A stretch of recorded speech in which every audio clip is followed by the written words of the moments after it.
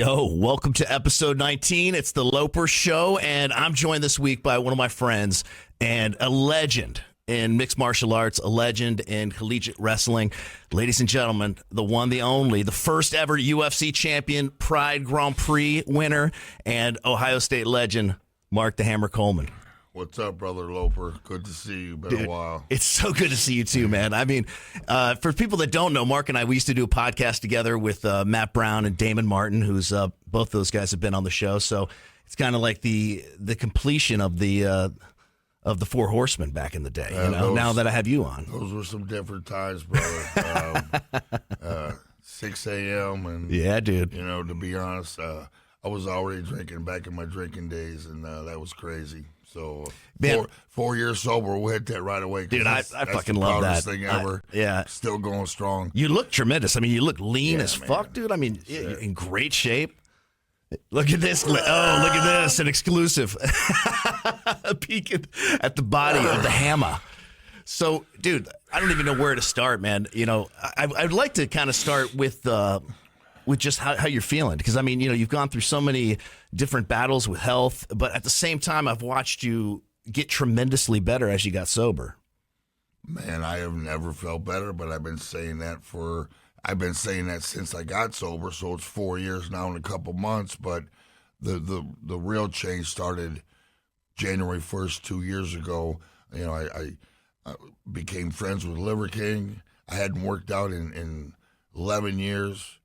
My whole body, nothing worked on my body. My shoulders were ruined. My knees were throbbing. My hips were bad. They didn't even talk about the hips.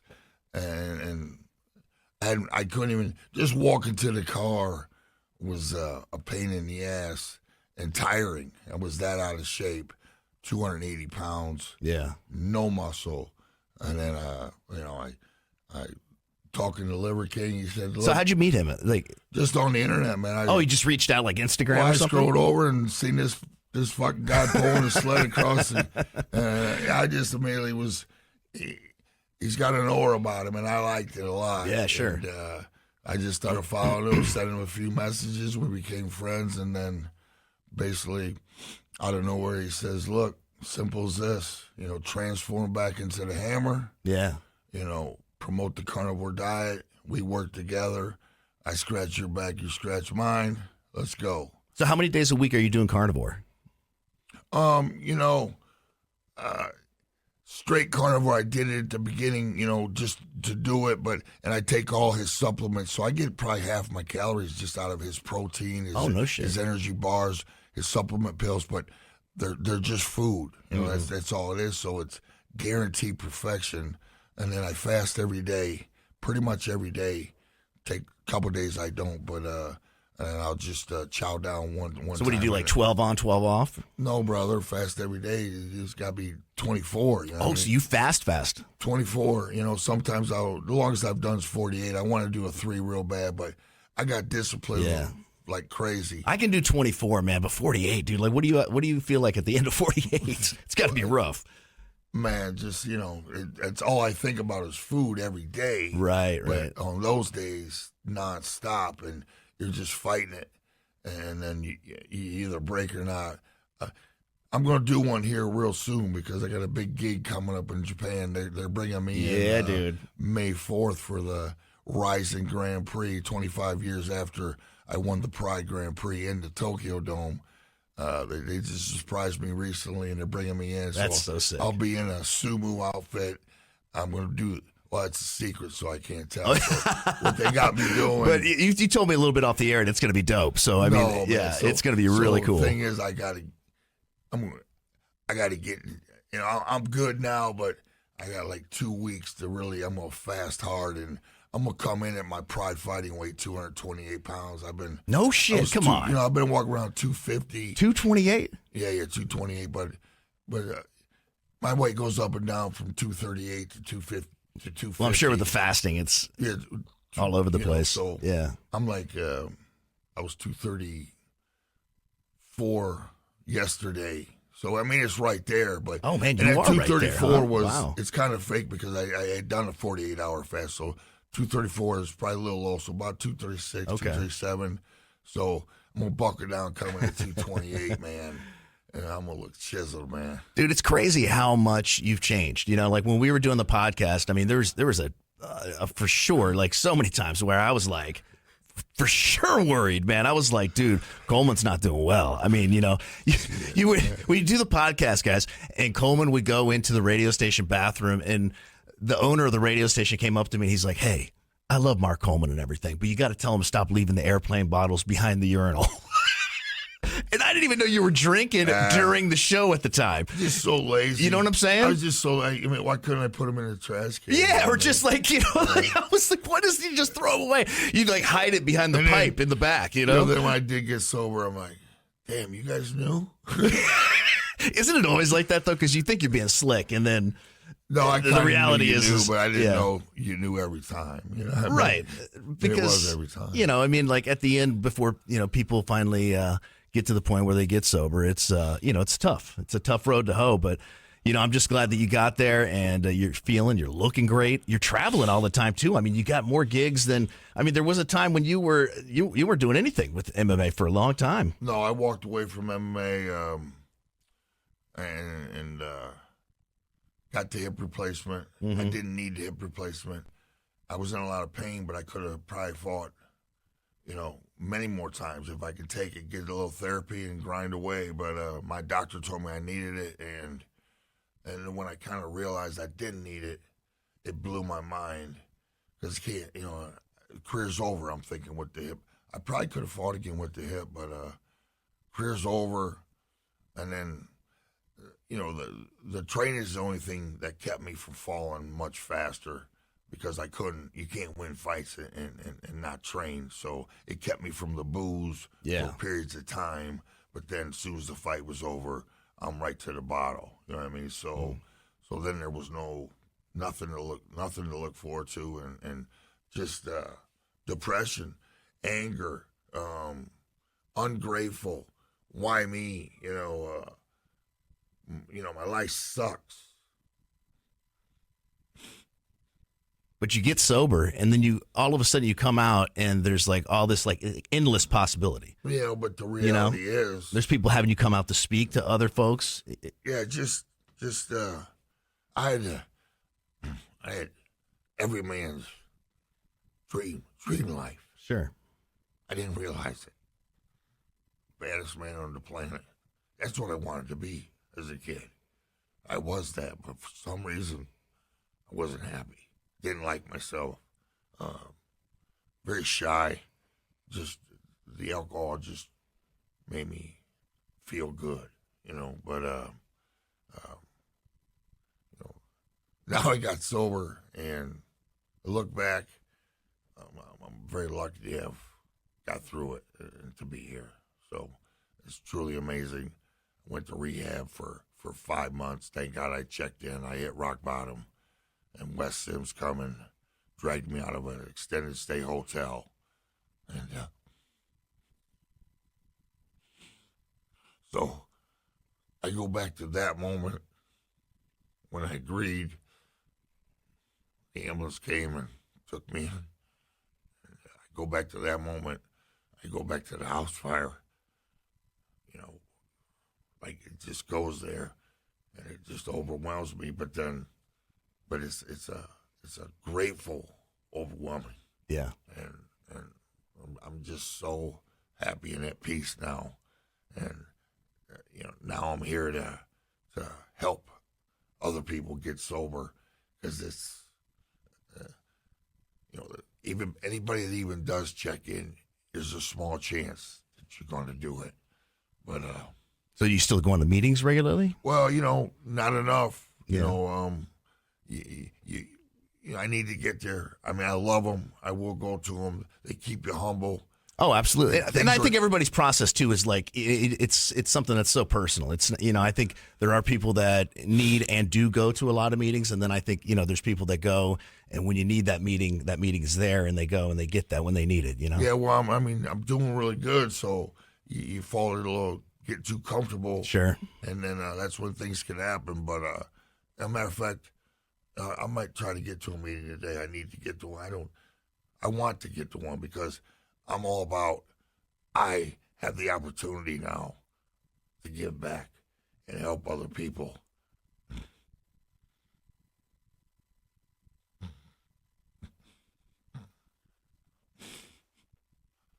That's the coolest thing about this. I love that, man. The emotion that you have about all of this too is it's overwhelming, and it's encouraging, and it fucking pumps me up, man. Like when I see you online, you know, somebody that's known you for a lot of years, and I see how well you're doing now, and I kind of brought this up at the beginning of the show. You're doing, you know, from my point of view, it looks like you're doing tremendous, you know, mentally and physically, and then you've fallen into a couple of things that you couldn't really avoid, you know, your hip, and through all of that, you stayed sober. Brother, and there was that a really tough road back? No, man. I learned in rehab, you have to accept things. It's that simple. And once you learn this, things are going to go wrong. Instead of feeling sorry for yourself and saying, why me? There's a reason why these things happen. Everything happens. And not one time, you know, got the first hip surgery, was just grateful. Yeah. I walked out of there, and I'm blessed to be able to get an operation. And I walked out that day, I felt like $1 million. The day I got the surgery, I'm happy. You know, so it was rough the first month. I couldn't urinate for a month. Oh, really? And my crazy ass walked out of the hospital the same day as surgery. I could see that. And literally, you know, I was on the pain medicine, you know, a little bit, but I don't take them, but they make me feel like Superman. So literally, I started exercising. I walked out of the hospital, meaning I walked out. Yeah. And then I kept walking, and I kept doing yoga, then I kept stretching, I kept filming it. I'm having the time of my life rehabbing this bitch. I'm going to rehab this so fast. And, you know, it swelled up, ran into some complications, couldn't urinate, and that was the most hardest thing I've ever been through. When I say that, I mean I would have to go to the bathroom every 15, 20 minutes around the clock. Every day, so there's no sleep, nothing. Just getting in and out of the bed was brutal, and then I had to flex my whole body, hold my hernia in, and try to get a little bit out. This went on for God damn. I just didn't. I thought it was going to go away. I didn't. Yeah. I didn't want that catheter, so I didn't go back in, and then finally it went away by itself about 30 days later, and now I tell you what. One of the most grateful things ever. Every damn time I urinate, it's the greatest feeling ever. I'm just like, thank you, Lord, baby. And it was the roughest physical and mental month of my life. That month. Now, did you stem cells? Same physical.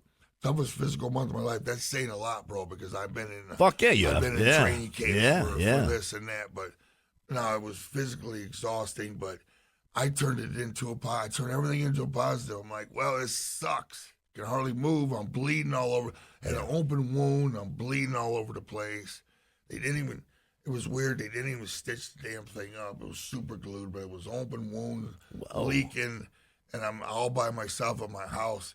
I should have been in the hospital, but I just went on, man. A lot of times I was crawling, had my dog there with me, following me around, but damn, you know, I should have been in the hospital, but then sure enough, about 30 days after the surgery, I wake up, and my leg was already all swelled up from all the exercise I had been doing, but it felt great. I mean, I couldn't feel nothing, you know what I mean, from the pain. But then the pain meds wore off, and I just kept going anyways, you know what I mean, but it's leaking. I wake up one day, and it's throbbing, pain. I go to the doctor, and basically...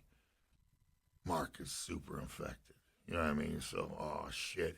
And in hindsight, I do take the blame.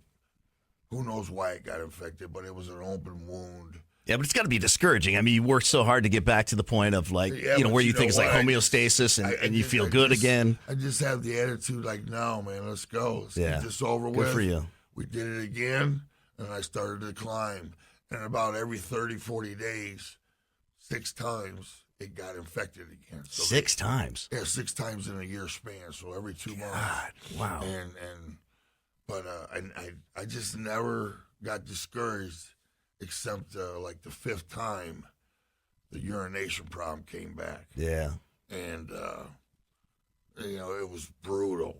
I mean, it was worse than the first time. And my daughters were begging me to go to the hospital. So I lasted about 2 weeks. And I was out of my mind. I was the meanest son. You didn't want to be around me. My daughters hated me. And then finally one morning I woke up and I went to the hospital. And the catheter wasn't as bad as I thought.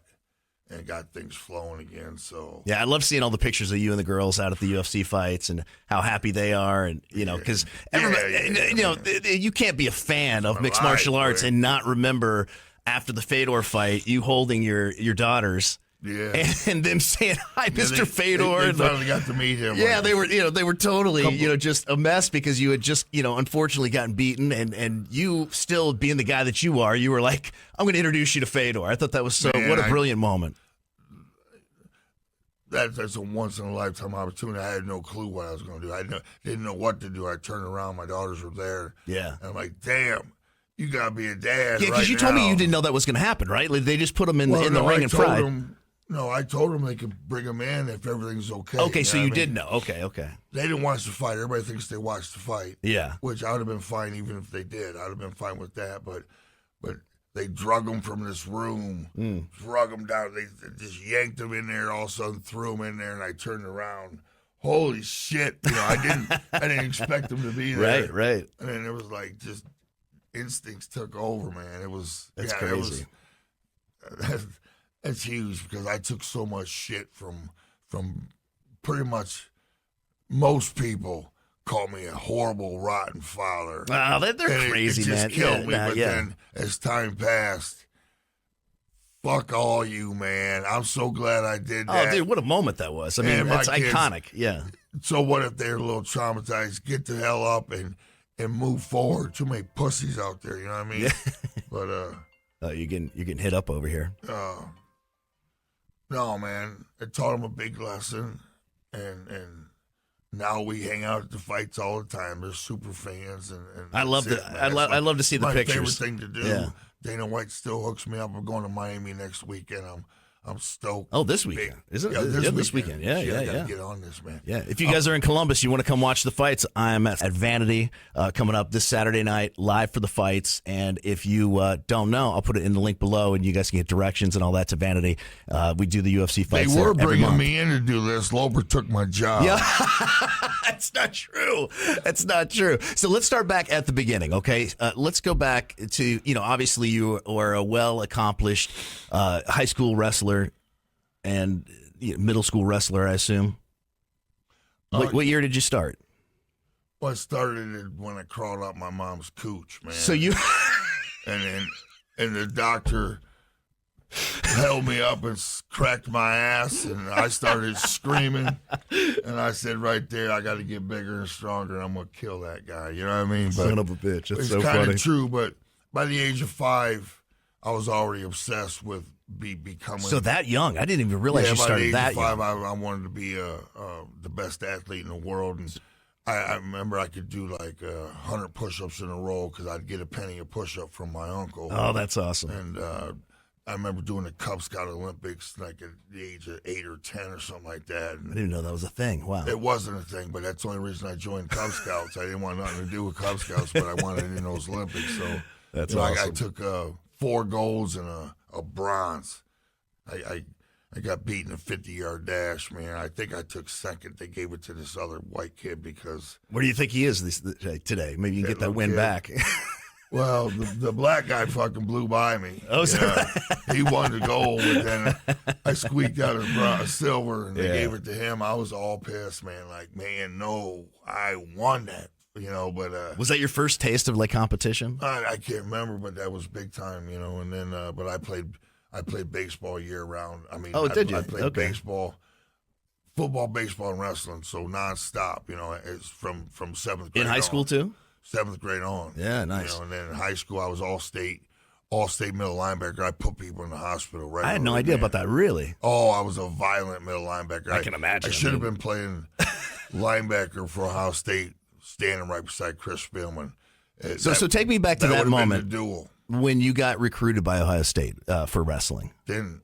You didn't? No, so I went to a real small high school. There's no media, no nothing. Mark Coleman was an unknown. I'm all-state in football on a fortified team. You know, the coaches knew me. I didn't get, the media didn't know me. I didn't get nothing. But then the coaches poll, they seen me. You know, and I first team all-state in football, middle linebacker, then all-state in baseball as well, pitcher, third baseman, catcher, right fielder at the end of my career because I wanted to chill. Yeah. Because I knew I wasn't going to play baseball in college, so I didn't want no more of third base, man. It was too hot box. But, gotcha. And then, of course, wrestling. So, you know, football, I didn't get recruited in small schools. I can't believe it. I want to go to Ohio State. You know, nothing. And then wrestling, 2-time state champ, 1-time runner-up. Separated my ribs as a sophomore. I would have won them then, but nothing, man. Small schools. Ohio State didn't even send me a letter. Just send me a letter, tell me to walk on, and I'm there. You know, so Miami of Ohio and Ohio University, they offered me a third of a scholarship. So Miami ain't my thing, man. It's a rich, preppy, 4-hour away.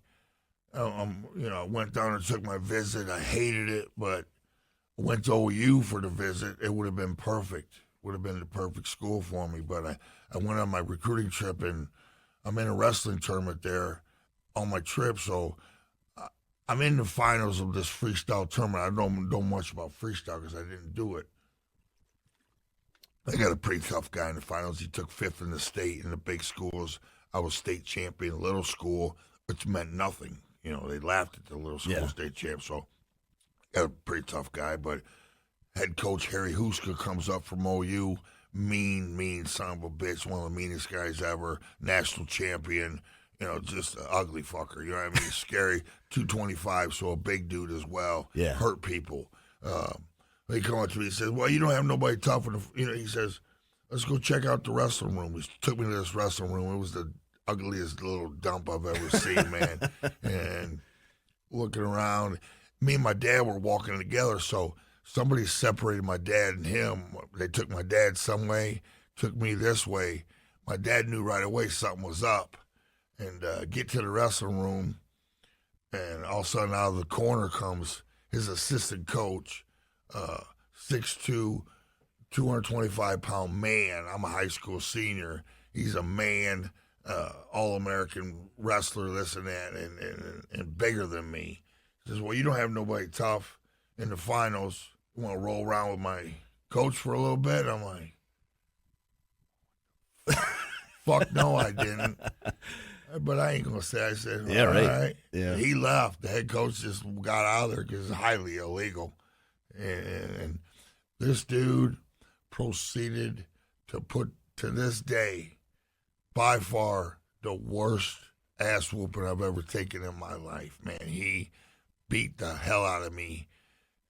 I would shoot in on this guy. He would sprawl, put me in a front headlock, choke the shit out of me, Dave Schultz style.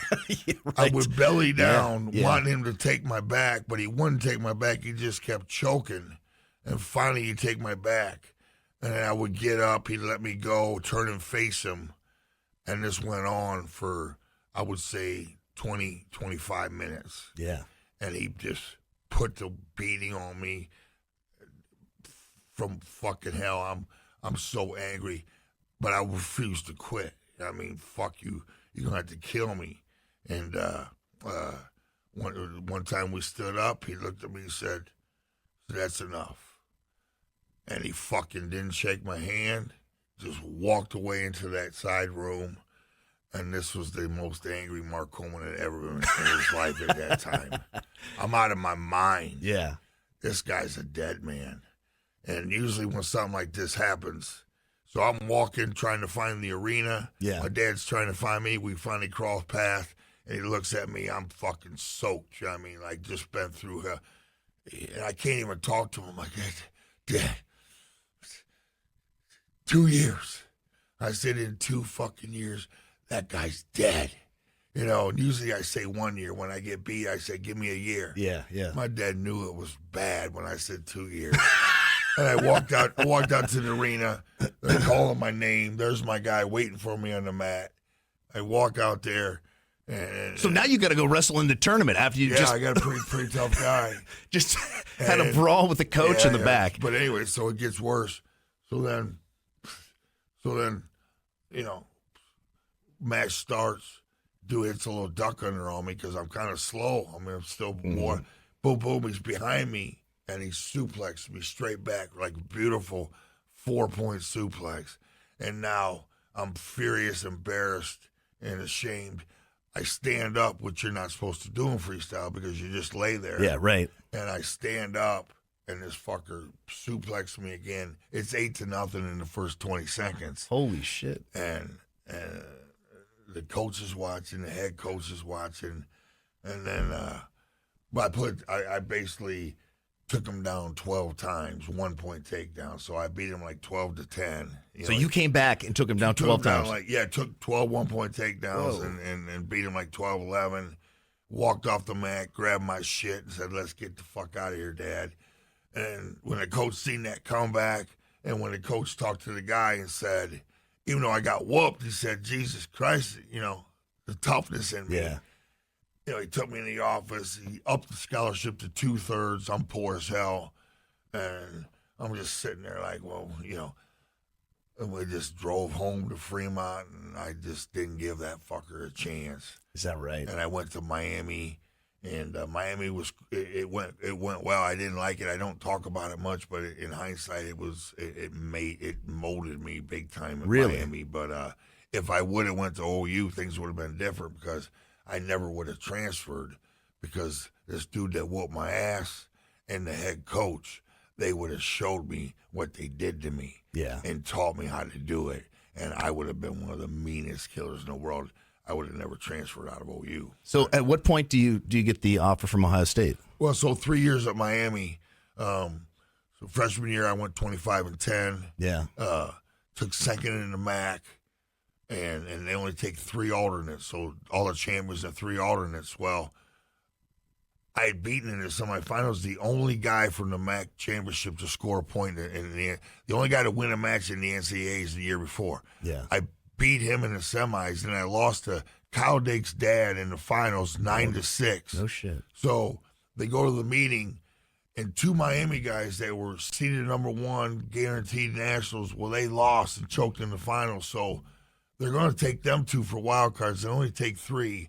They're not going to give all 3 to Miami of Ohio. Yeah. So I didn't get the 3rd slot. It was bullshit, man. I had beaten the only guy to score a fucking point. Yeah.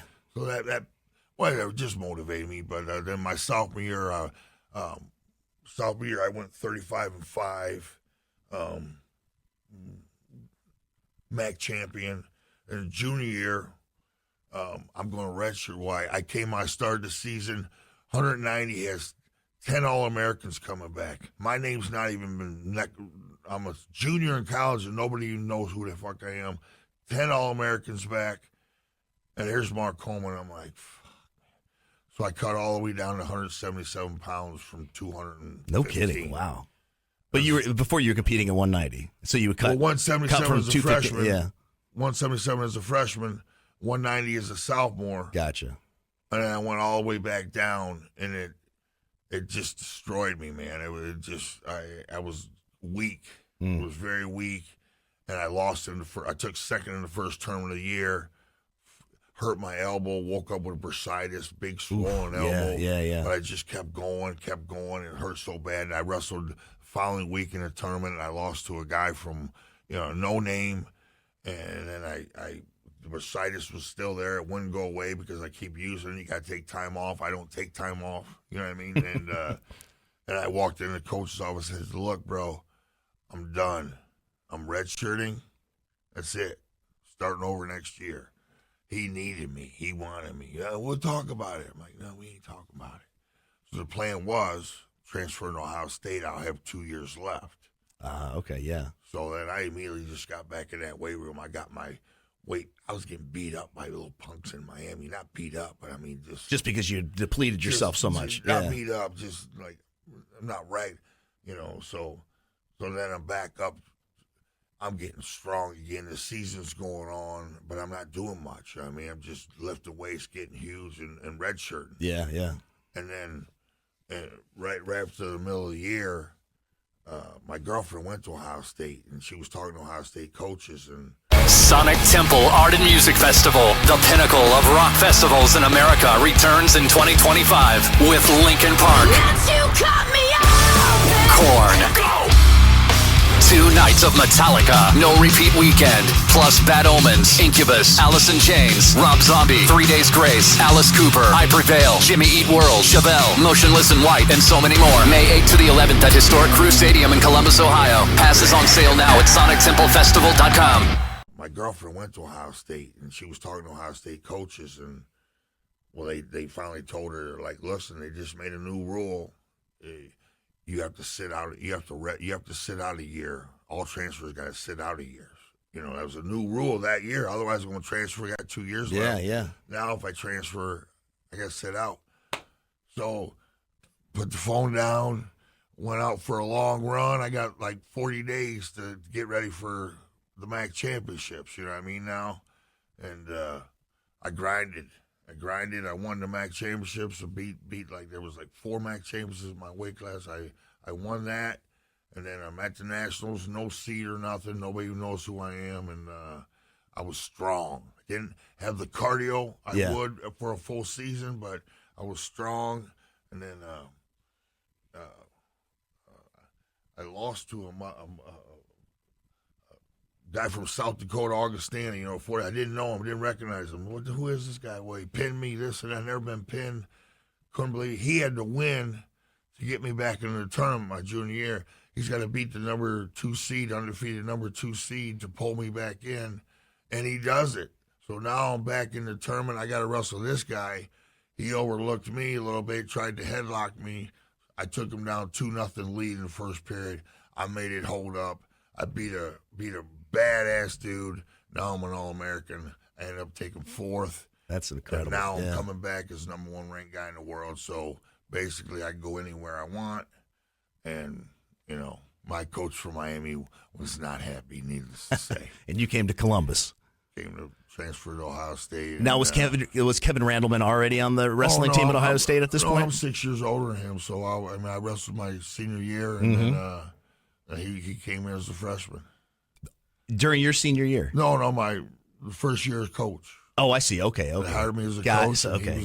Yes. Okay. And that was something else. That story's something else because first practice, I come walking in, all the new guys up against the wall. I come walking in with a leather jacket on, sunglasses, 10 minutes late, just walking in, just eyeballing all the new guys, this and that, and never even seen Randleman. He never took a visit or nothing. And I asked Jordan, oh, there he is. He ain't that big. Yeah, he's a little smaller than I thought. And, well, we never talked for the whole first 2-3 months of at Ohio State because I'm coaching the heavyweights. I'm training myself. He was kind of in between. Because at this point, you're training for the Olympics, right? Yeah, I'm training for the Olympics and coaching the upper weights. He's kind of in between, and he's missing practice all the time. He's not a factor. He's getting beat up by a lot of people in there. And then come back after Christmas break. I come back. We're in the weight room, and I hadn't even talked to him the whole year, you know. And he comes walking by me. He was hooking up with the strength coach at Ohio State, who I didn't see eye to eye with. You know what I mean? Okay. Completely different plans. And I said, hey, you know, you want to live with me today? He looked real surprised, like, really? I said, yeah, let's go. And then we just took over the room that day. You know, lots of noise and a lot of weight being moved around. Yeah, sure. And I said, look, we can do this every day if you want. He was like, all right. And then he left. He ran home, and then I found out he didn't like me, man. He thought we were going to fight. He thought I was a racist. And, Come on, really? No, he really did, and he thought we were going at it. And then he ran home and told his mom he was transferring out of Ohio State. You know what I mean? He hated Ohio State.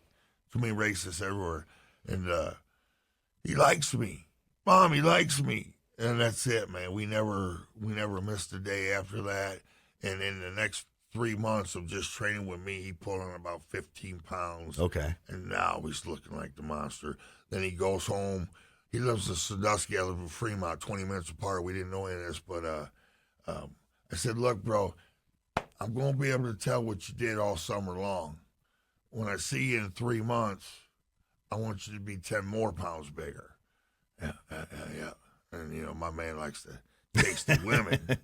But sure enough, I see him 3 months later, and he came in, the monster. Yeah. And we were really throwing some weight around.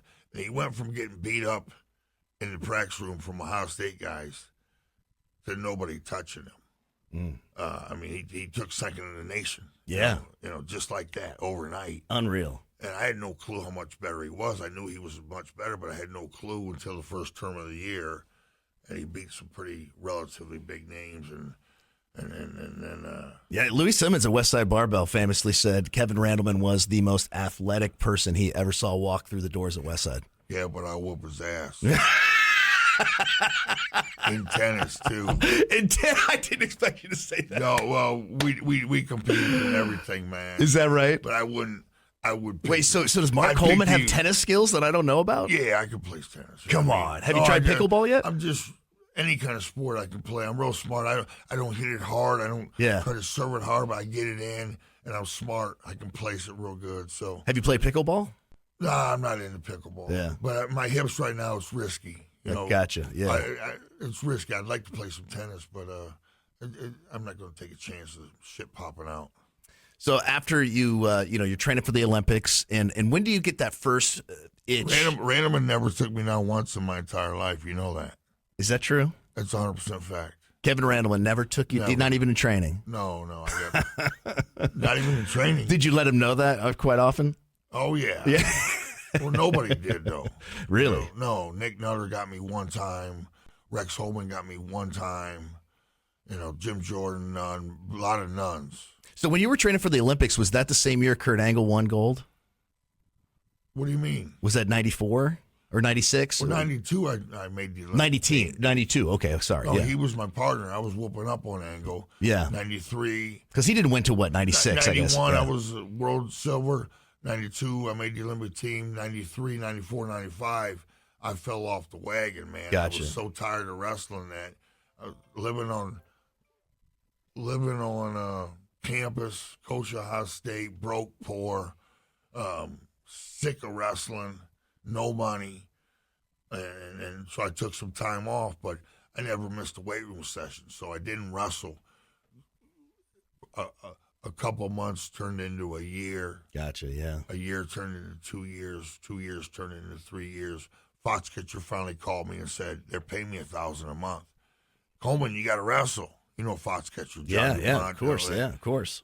Fuck. So I entered a tournament, Sunkist Open tournament, flew to Arizona, hadn't worked out in the weight room, so I got a lot bigger from not wrestling. So I was now a real monster, but no conditioning.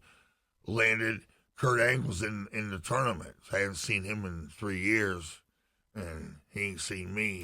He wasn't excited. You know what I mean? But he's improved, and I'm out of shape, but I'm much stronger. So we locked horns, and I only beat him 2-0, but it was a 2-0 manhandling. Is that right? I physically crunched him. I physically hurt him, and he pulled out of the tournament. And then 6 months later, I went back to Columbus. I should have just kept training, and I could have been a world champion that year. But I went back to Columbus and fell back into the bad routine.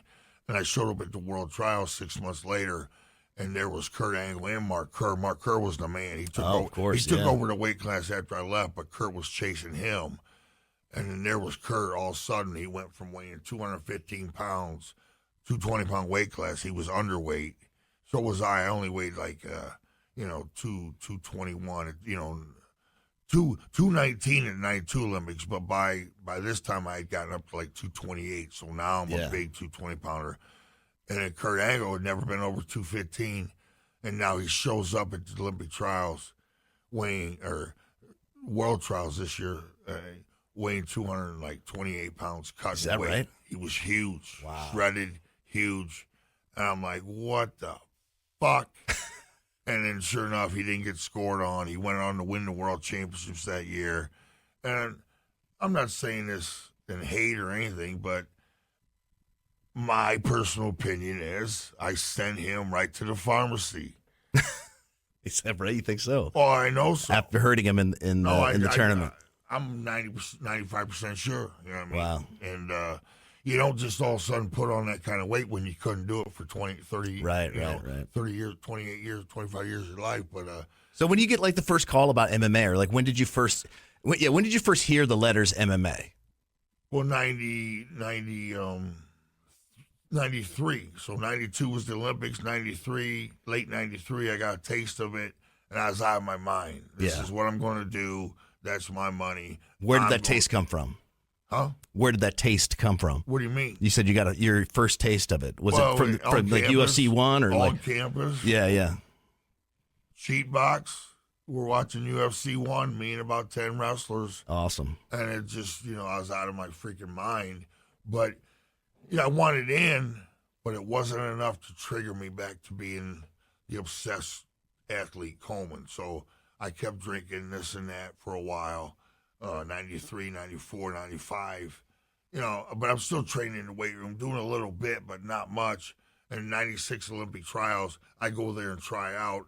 I almost made the fucking team without any training. No shit. Yeah, I beat Mark Kerr in the first round, knocked him out of the That's tournament. wild. Which made Kurt Angle happy as hell because he's worried about Mark Kerr. Right, yeah. And me. Yeah. So he was really worried when I beat Kerr. But then in the semifinals, I had a bad match, got pinned, and that's it. I didn't train for it. Didn't plan on winning. You know what I mean? But Was that the last for wrestling at that point? huh? Was that the last for your wrestling career? Well, not in my mind, but I didn't even try to come back and take third. I just pulled out right then because I knew I was going to the UFC. Yeah. And I didn't care at that point anymore. And a manager came, took me into a room, and said, hey, I got a spot, UFC 10, in 35 days. You interested? And I talked my way in. I talked my way in violently. Fuck yeah. I said, I seen Don Fry the last fight. I'll kill that son of a bitch. I said, who you looking at here? He said, Mark Kerr and Tom Erickson. I said, I'll kill both them. I said, this is my job. I said, let me see that contract, bro. I'll sign it right now. Oh, you don't need to read it? I'm like, I'm sure they do. I don't care what it says. What do you need? You need me to fly out to Arizona Monday? I'll be there. Basic plan is to take these fuckers down and pound the shit out of them, right? And he's like, well, yeah, but we're going to work on some other things. I'm like, yeah, sure we will. Yeah, I mean, let him know he think he's my coach, but I ain't listening to nobody. Right. You know what I mean? So I had the plan, and I just had to get in shape.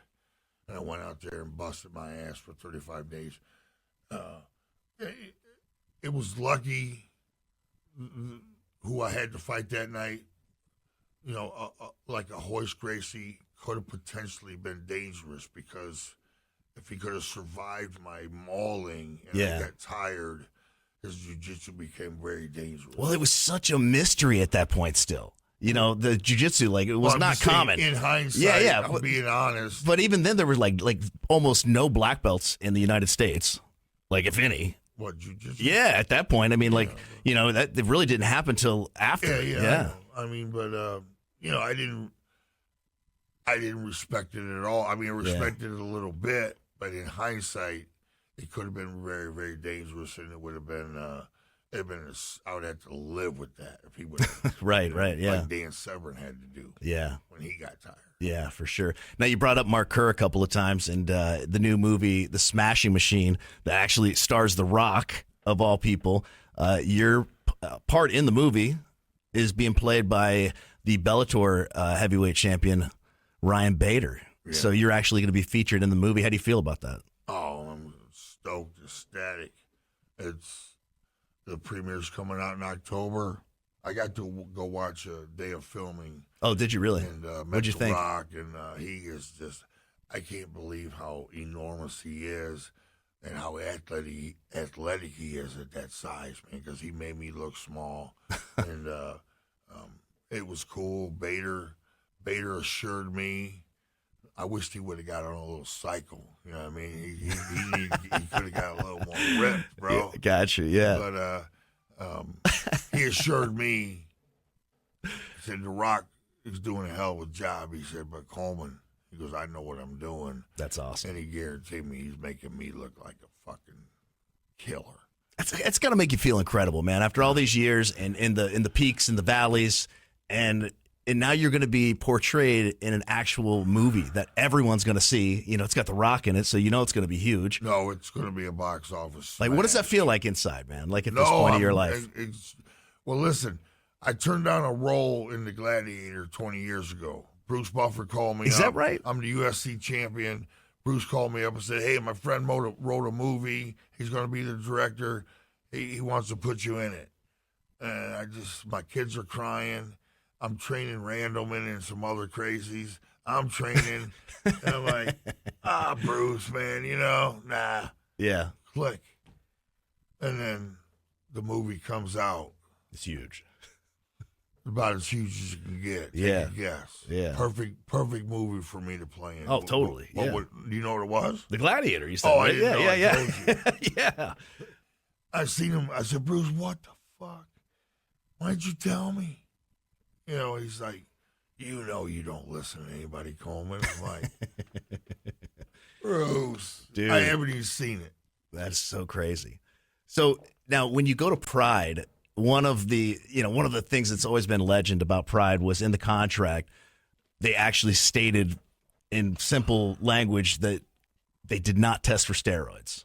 I don't know about that. I don't know if that's true or not, but who cares? I mean, they don't need to write that in the contract. I mean, right. Same in the UFC, I mean, everybody was on them. Not everybody. Dan Severn, he makes sure everybody knows. Well, you dumbass, you probably should have. So you still got beef with Severn? Huh? You still got beef? No, I love him to death. We're good friends, but all right. I mean, he never really jabbed me too hard about it because I never denied taking him. Yeah. He jabs people to deny it. But he's multiple times, him and Don Fry both, love him. I just did an autograph signing with Fry, man. He's the most loved guy ever. Yeah. He really is, man. It was unbelievable. But Fry, Severn in their pocket, somebody brought up the question like, well, why is Mark Coleman called the Godfather of Ground and Pound? And Dan Severn's like, well, that's a damn good question. I have absolutely no idea why. He's like, blah, blah, blah, blah, blah, da, da, da. I'm the Godfather of Ground and Pound as far as I'm concerned. Well, fuck you. No, you're not. I said it, you dumbass. You're the Godfather of Lay and Pray. But no, I love. He's helped me. He takes care of me and Fry. He helps us get gigs and shit because he's the ultimate businessman. That dude will drive 20 hours just to get to a gig and make a couple G's. You know what I mean? He's a hustler, and he's taught us how to, stay alive. He's, a millionaire over, so he's done very well for himself. But you should have trained Dan. He didn't train really very hard. He didn't. He's a well-known fact, but don't be too. And it wouldn't have helped. The steroids wouldn't have helped. So as a whole, what was your experience working for the UFC and working for Pride? Like, what did you like better? What was the contrast compare they with the were rule both set? Super cool. UFC had no money. It was very low budget, poor, this and that, but it didn't matter. I didn't complain at all. It was way bigger than the wrestling budget. But then, boom, all of a sudden, me and Random was flying first class to Japan, looking at each other saying, we made it. You know what I mean? So truly that was like so cool. Just a little kid, like looking at Random. We're sitting up here, so that was badass. And then everything's just precision. Mm-hmm. Everything's perfect. Japan, just everything organized, this and that. Some nice hotels. They spent a lot of money. Mm-hmm. And the arenas, sometimes 70, 80, 100,000 fans, and the fans are in the stands like early. They were both great to me. I'm not saying anything was better than the other ones. The Japanese fans were real quiet. They're in there before the show starts. The opening ceremony is a packed house, so just different culture. And you can hear yourself fight because they're quiet a lot of the time. You know? Right. Yeah, but you can get them to cheer. You can get them to cheer, and then. But there's no real heat there, right? No one's booing you or anything like that. Even if you're being portrayed as the heel or whatever, as the American. No, hardly ever. No. Yeah. No, just the fanatics, man. Just like you really do feel like a superstar, over there because the fans literally shaking just to touch your hand. That's cool. And did you feel like a superstar, like when you'd walk around the streets of Japan? Not the streets so much because so many people, they don't really notice you, but at the actual show at the stuff events, like that. But you walk into a bar, and we did walk into bars quite a bit, but they got TV screens with like pro wrestling, Muay Thai, K1, Pride. They got just all of it, just nonstop. Yeah, that's cool. And if they see you walk in, they just immediately put your fights on. So that's pretty cool. Oh, that is awesome. And then the owner, he loved me and Randleman. So after the fights, they would tell us to stay in our room, be like midnight, 1 o'clock, stay in your room. Go, he wants to take you out to eat, So we would go to some of the most amazing restaurants ever. Did you ever think as a small town Ohio kid that you would ever reach the point of being like a star in a foreign country, somewhere as foreign as Japan? It's such a different culture. That was always the plan. That was always the plan. Always. And, my goal was to never have to work for somebody. I didn't want that 9 to 5. I wanted to be the greatest athlete in the world. So, I wanted all the fame. I wanted the bigger lights. I think there's some of us that just aren't made for the office. They don't need us at the office. No, I say it all the time, like, talking. Yeah.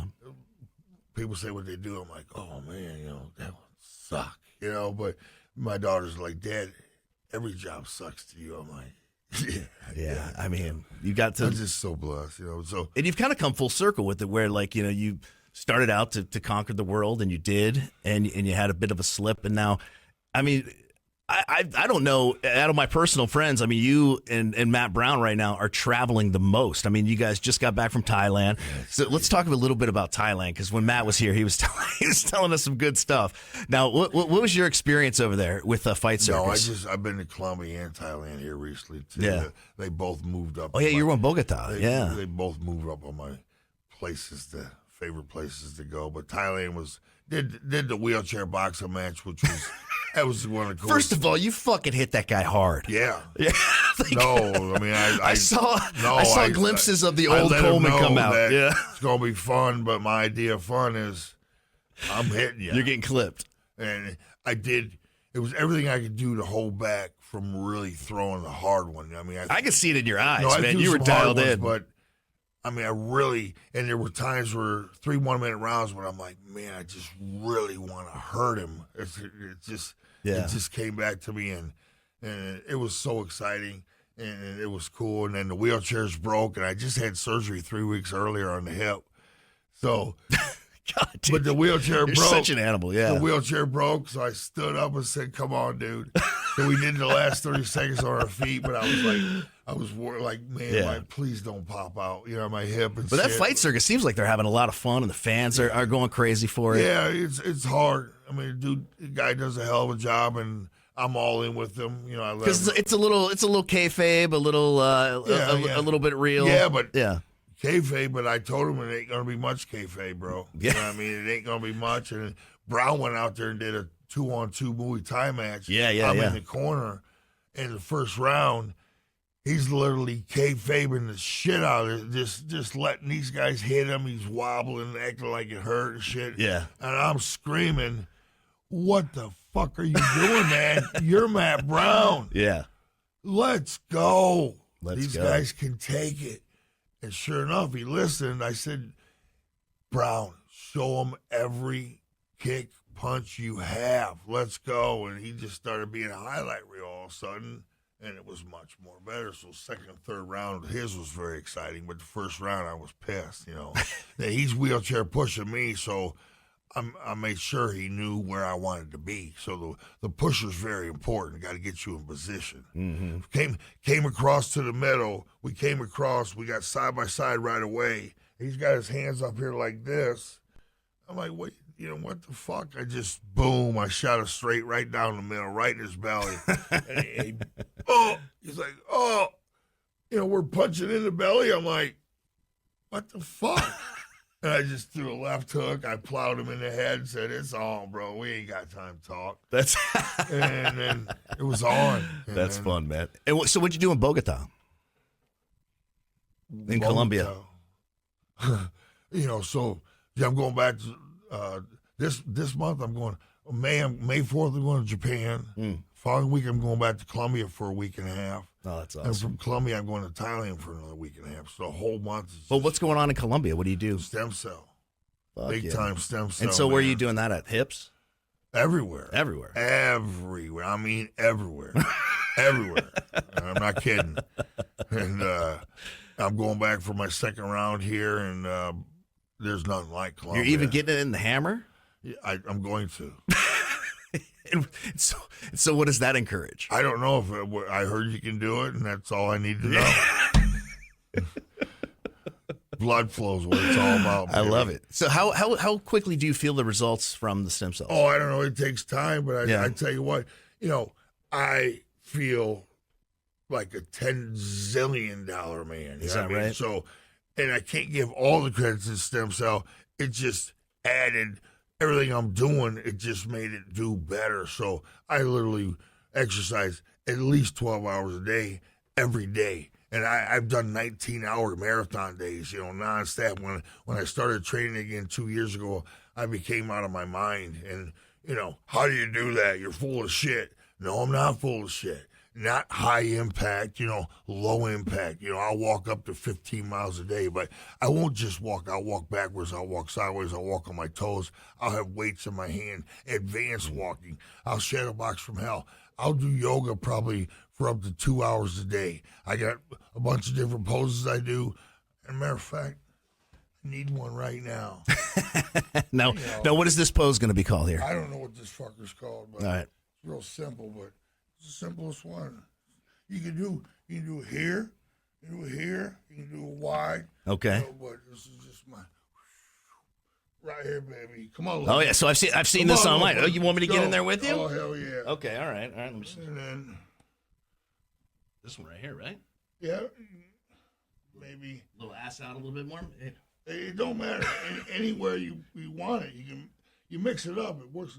Yeah, no. You know, it looks pretty good. Maybe like a quarter inch down lower. Get that right there. Oh my God, guys. Yeah, right there, and I'll just breathe, and to advance it, you can just, you know, push this here. Push the palms together. Push the palms together. Make sure your chest is up high. So this is not killing your hips? No, fuck no. This is working the whole motherfucking body. The whole body. I can feel that, man. Nope, get down there. We're We're not done. That's a Come good on, one. you got to do one with me. Get down there. I didn't know we were going for time. I didn't No, know. we are going for Okay, that. all right. Well, people in the podcast can follow along here. If you guys want to squat too. And you get all the way down there once. Get all the way down there. It's comfortable. I can hang out down here forever. But then here's where the hard part is. Would you come up just a little bit? All right. Right there, a little lower. A little bit lower. All right. I mean, I feel like this is a pretty fucking incredible workout right here. No, it is. I mean, in reality, this is all you need. But it ain't all you need. But this works the whole fucking body. And I'll do this 20, 25 times a day for 3 minutes. So do the math. That's an hour and a half. Wow, that's incredible. I got to stand up. Come on, bro. Got to host the show So here, I man. do this. And I live for this because when I come up, you'll see what I'm talking about. I got to hold it long enough that I get this high that I'm searching for. Here we go. Right now, I'm so fucking lightheaded. The blood's rushing back. Ooh. I love you do it for the high is my favorite. I feel so good. Hey, the natural high is way better than anything else, right? Blood's rolling, yeah. The blood's flowing. My legs, that's probably the 5th time, 6th time I've done that today. They're already sore. Oh, you can see me. That's the first time. I mean, my legs. I felt it in the hips and everything. But but you're right though. It's not like a pain. Huh? It's not like a pain. It's more like a stretch. I said I feel it in the hips, but it's. Pain? Come on up to the microphone here. What do you mean by pain? Because I asked you originally if doing that squat and holding that position would hurt. My hips are fine. But no, it's. I can tell now. No, it is pain. It's sore pain. That kind of pain, but not in the joint. Yeah, it's more in the muscles. Yeah. And by tonight, I will be having problems walking. Just walking. And I get in that fucking bed. And I get the sheets just right. I got 5 pillows. 2 between the leg, 1 under the arm, 2 in the head. I get there, and I'm just like, thank you, Lord. I'm just so grateful. It's like the greatest feeling in the world. But it's also got to keep you out of the bars and in that mindset at all, because you're working busy. out. You're working out so much that you're kind of burning off some of that energy. To stay sober, you got to stay busy. First Absolutely, thing they teach you. Your mind, and for sure. Be busy enough. When I first got out, I was trying to stay busy, but I wasn't exercising, so I was just trying to find shit to do. Yeah. It was the hardest thing ever because I would see every sign, and I was like, oh, my God, it's going to be this hard the rest of my life to stay sober? Right. I mean, like, every day, like, wow. Definitely it's easier with time, but, I'm just saying something was missing. Right, yeah, exactly. And well, like what you're saying is you're looking around, you're seeing stuff, and you don't even realize. I wasn't busy enough. You're like, I didn't see that before. I didn't notice it, like. Every sign. Yeah. It was crazy. Funny. So, and then, boom, struck the deal with Liver King. And now I'm obsessed, and I feel, I'm productive, and I kind of want to get a job. A part-time, like 2-3 hours a day, physical labor job where I'm tired of working, doing all this work, but not getting paid for it. You know what I mean? I'd like to put 3 hours of physical labor for somebody to get paid for it.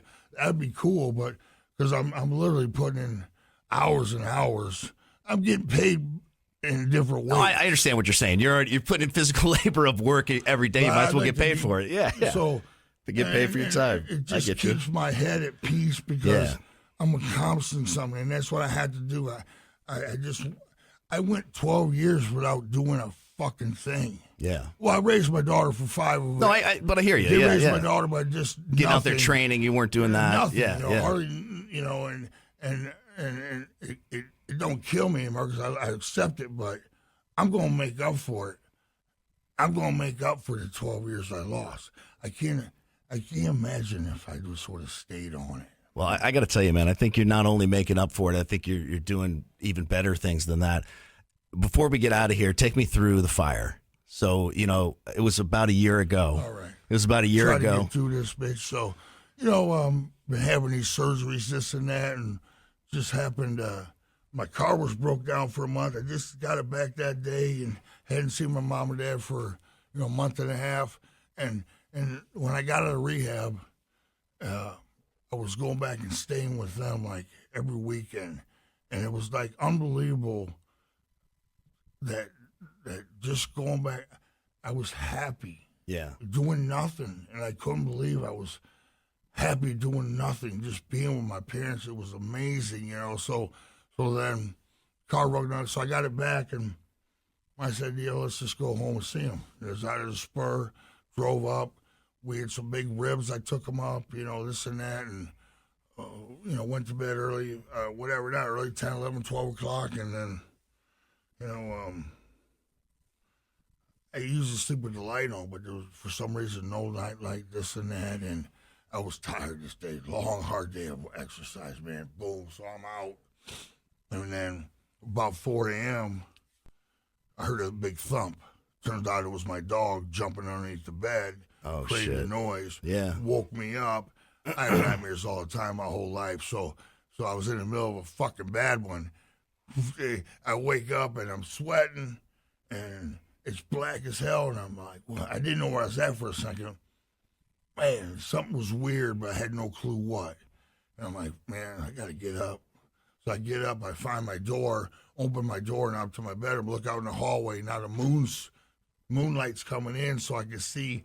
In the hallway, it just looked creepy as hell. My mom and dad's bedroom's down there, and I don't see the smoke, but I just feel it. You know what I mean? I don't know what's going on. Something's real scary. I was thinking the devil is after me. You Is know? that right? Wow. Yeah, the devil, like, what the fuck? Something's... And I walk towards the kitchen, and now I see the kitchen, a couple big clouds of smoke out there. So this is the first time you could really see the smoke. Well, it's still black. It's all no lights are on anywhere, but now the moonlight's coming in. Now I see... I don't see smoke. I see 2 clouds of something. Yeah. I didn't put it in smoke. I'm like, the devil, what's going on, man? Wow. And then, so I reached for a door to open the back door because I wanted to, if the devil did pop out, I want to be able to escape, you know what I mean? So I grabbed this door, and immediately it just burnt my hand, like, Oh, degree, no like, shit. Boom, pulled my hand off. It was locked. And I'm like, fuck. And I still didn't get it, but I'm like, it's bad. Whatever this is, it's real bad. And I unlocked it, and I went back to grab it again, but for some reason, it wouldn't turn again, which turned out to be a miracle, because if I would have opened it, we got big problems. Boom. And then all of a sudden, I hear some glass fall from up above. It's just a one-story L-shape. Yeah, okay. It's an L-shaped house. And my mom and dad's bedroom was way back here. My bedroom's here. Walk this way. Kitchen here. And all of a sudden, the glass. And now, and I think I see some flame over here. Can't remember, but it's a fire. And it's everywhere. It's inside the walls. And it just, boom. Ran to the bedroom. Mom, Dad, 5 times. I yelled loud. And they were just passed out sleeping.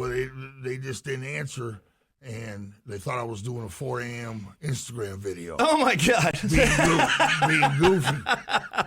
So, they're like, Mark, sober's not cool right now. Yeah. We're trying to sleep, all right? And then my mom says, what? Because it was a sick feeling. Yeah. I thought they were dead. Oh, man. And just like, it was just sick. I had no clue what I was going to do if they were dead. You know what I mean? And finally my mom answers, oh, my God, let's go. Fire. But my mom said, it's all right. We'll just put it out. I'm like, let's go. They get up there in their underwear. Let's go. And I grab my dad's arm, and he's got my mom, and I can see okay now. So it's not horrible. And I get to the garage door, turn around, and my mom wasn't with us. She didn't have my dad's arm. Yes. This is a big problem. Man. Fuck. Go. Get outside, Dad. I got her. Because that fucker, he's going to come back in, too. Yeah. And I turn, I see my mom, I can just see her shadow. What are you doing? It's real bad now. And I go down there. She got asthma. She had this going on. Oh, my God. Thank God she had this going on. I didn't do it. Yeah, I wasn't yeah. smart enough. And I grab her, and now it's just horrible. And I'm using a wall to guide me. Then I fell off into a room. Oh, my God. And that's it. I'm like, it's over. I opened my eyes, and it was the scariest thing I've ever seen. Just the smoke was... Was that like the first time you got a good look at it? Yeah. Wow. It was just like, it can't be any thicker than I can describe. Oh, my, and it was just... And I'm like, fuck, we're not going to make it. And I said to myself, I'm going to make it because I can jump right out that window. My mom ain't going to make it. I'm like, no. And I just took a step. God guided me. Yeah. God guided me. Felt the carpet change. I knew, let's go. Boom. So you're like in the hallway now. Yeah. Okay. I get her out. And I turn around, I got to go get my dog, run back in a third time. I'm down on the floor, down low. The smoke wasn't as bad, so I false sense of security. Swipe. I jump to the end of the bed. I swipe, and I sit up and took in a big one, fell into the bed, and I'm like, damn. I wanted to jump to the third side. Yeah. And get this fucker. And then I stood up, and I fell into the bed. And I'm scared now. I'm like, fuck. I turn around, and it's this way. I got about 10 yards to go. I got boom, get out. I'm going, and then I see the garage door, and I open the garage door, and I'm free. I mean, but I got to get outside. The fire's coming across my path, but I got to get to the driveway. Sure. And I did that. I got outside, and I immediately just started, praising the Lord. Oh my God, I can't believe I'm not hurt. Right. I'm coughing real hard, but I'm just in shock that I'm not hurt, so to say. A little burn here, this and that burn here, but and lungs, I'd have no clue, but and the hammer's in there, so it's the highest of highs, lowest of lows, and then the fire department gets there. I said, let's go, let's go. I can show them where he's at. To save the dog, yeah. But it's done deal, man. It's man, done. Yeah. They went in, they found Hammer underneath my bed. He wasn't burned, he died of it. He wasn't burned at all, because it was like one of the last rooms to fire to get to, but so then they said go. They pointed me to the ambulance, and I started walking about 25-yard walk out to the end of the driveway and lay down in the ambulance. I'm like, I'm doing great. I just get this over with. I got to see my mom and dad, Yeah. Boom, boom, boom, and then right from there it goes blank. I didn't fall. I didn't pass out. They say I drove to the hospital. I was talking. Life flighted me to just from taking in all that smoke. Life flighted me to Toledo, and I'm talking, and the nurses are telling my daughter, who's a nurse, they're like, he's doing really good. He's doing, but my daughter's like, you don't get it, man.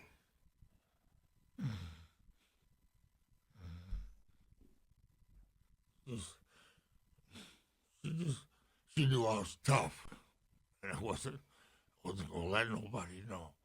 But then when they got down in there, when they went down in there, they had never seen so much black tar on a man's lungs ever. Yeah. It was brutal. And they got this machine that was able to blast most of it off. And they got it out. Sometimes it works, sometimes it don't. If it don't work, I'm fucked for life, probably. Yeah. But that's it. Well, thank God that you're able to get through that and come back to be able to tell this and so many more incredible stories that are not only inspirational to people, but, I just know that there's a lot of people out there that you've already saved just by yourself getting sober. Ladies and gentlemen, one of the most badass men on the planet, my friend, and I'm so glad to call you my friend, Mark Coleman, ladies and gentlemen. Hey, thanks so much for coming in today, man. Means the world to me. My pleasure. Things are good. Yeah, and I'm glad. I'll be on the freaking road 75 out of the next 90 days. Good for you, Japan, man. Colombia, Thailand, going to Florida this weekend. Hell yeah. See, a couple times to Las Vegas. Just blessed, man. And I got a lot of jobs, but, the meet and greets, I love them. Yeah. My fans. Well, I'm going to be at Vanity this weekend on Saturday, best. starting at 10 o'clock. Real quick, I want to get your take on this, on the fights that you're going to be there live. UFC 314 live from Miami Beach coming up this Saturday night. Paddy Pimblett, Michael Chandler, who are you going with in the co-main?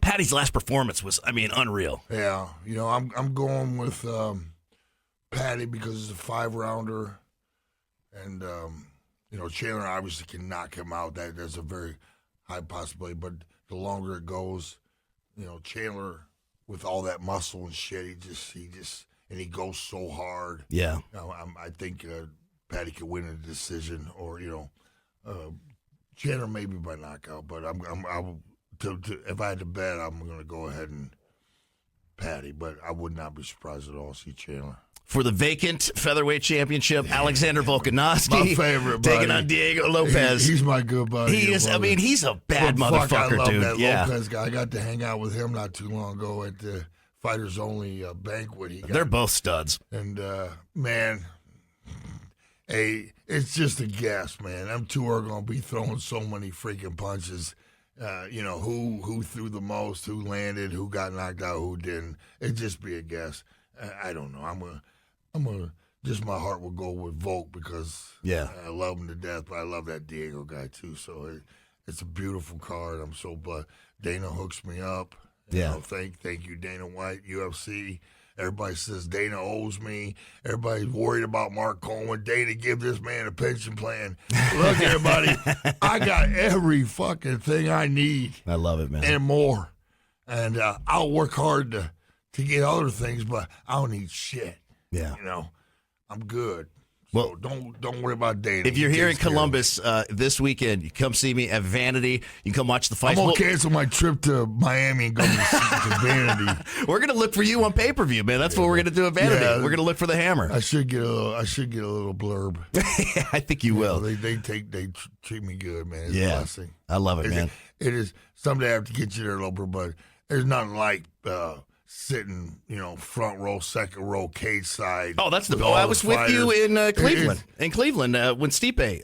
You were that close? Yeah. Well, I was with you. I was sitting next to you. Oh, yeah. Yeah. Well, I was drunk. Well, what's so funny is, real quick before we end the show, we got to end, but that night was the night that I filmed the famous video that's all over the internet with you and Rogan.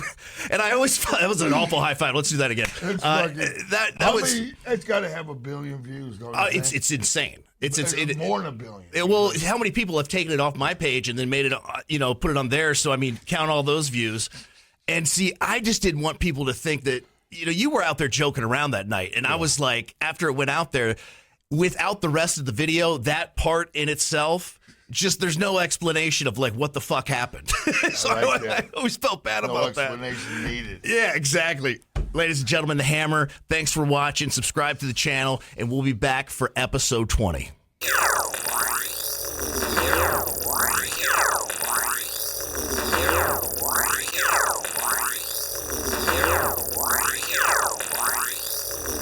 Sonic Temple Art and Music Festival, the pinnacle of rock festivals in America, returns in 2025 with Linkin Park,